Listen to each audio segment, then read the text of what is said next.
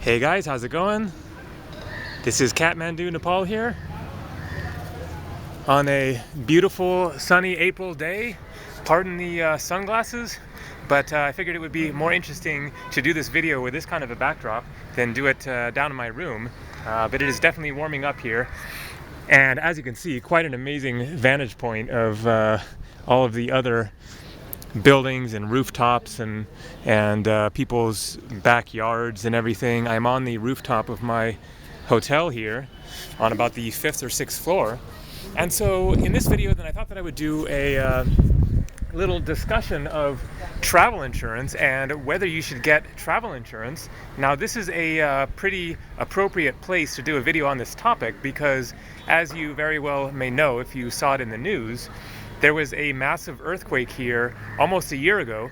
It is currently early April 2016. The earthquake was April 25th of 2015, so coming up on the 1-year anniversary.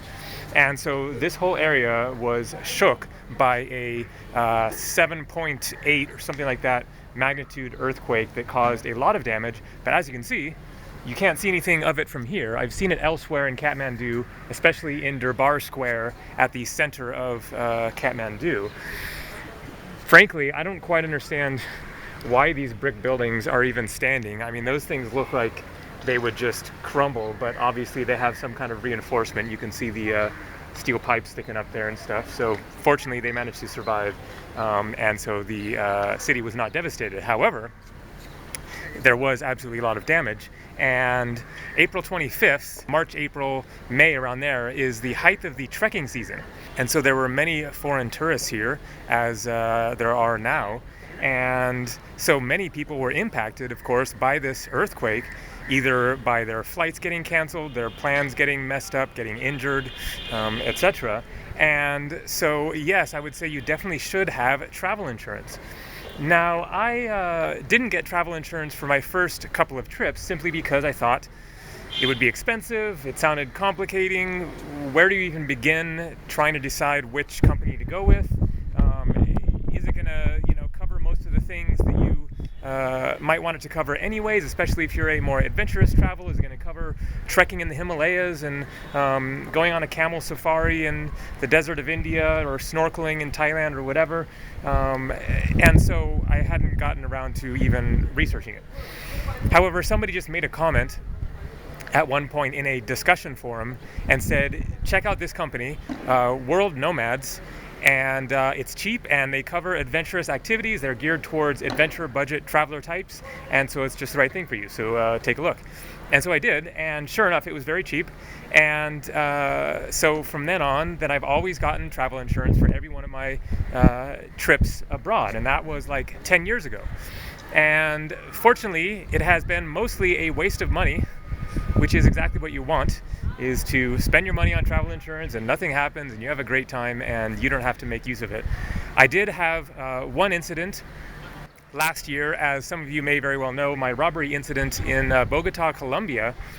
And so that is the one time that I actually filed a claim through the travel insurance company, and it was actually a fairly painless process. Now, I can't say that I'm entirely happy with the settlement that I got, but I can't blame them either, because mostly what I lost was cash, several $100.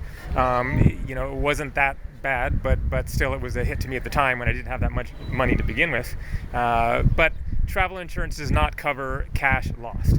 And so I only got a payment of, it was kind of a weird number of like $46.50.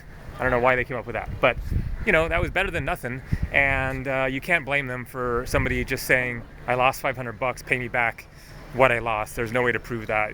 People can inflate that or whatever. So all considering, it was relatively smooth and easy to make the claim online. They asked for some identification of the items lost. I provided what I could, but not everything that they had asked for, and yet they still at least gave me a little something back. So that was just one incident. Of course, theft is a common possibility while traveling, but then there are a host of other things, of course, that can go wrong. Your flight can get canceled, you can get injured, And travel insurance covers like the vast majority of things that could happen. So as for the cost, and it depends on how long of a policy you purchase. The longer time that you purchase your policy for, then the cheaper it gets. So I purchased a 3-month policy for this trip, and I believe it was about $180.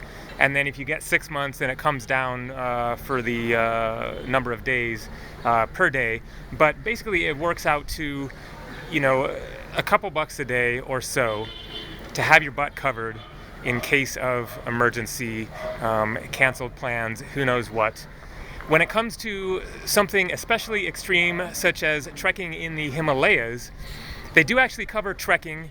However, if you are going to go above a certain elevation, then you have to purchase a additional policy coverage, you know, like added to your policy. And so I'm going to have to look into that for my upcoming trek in the Himalayas to the Annapurna Circuit region, which I'm going to be doing in a couple of weeks, and make sure that I am covered there. Otherwise, then, you know, the full spectrum of the insurance policy covers a wide range of stuff from hospital care, emergency helicopter evacuation, lost luggage, stolen stuff, whatever. So it is a great deal for just a couple of bucks a day, and I definitely recommend getting travel insurance so that you do not have a really bad situation while you're traveling. For example, then I remember hearing the story of a woman who got sick or injured in Germany, and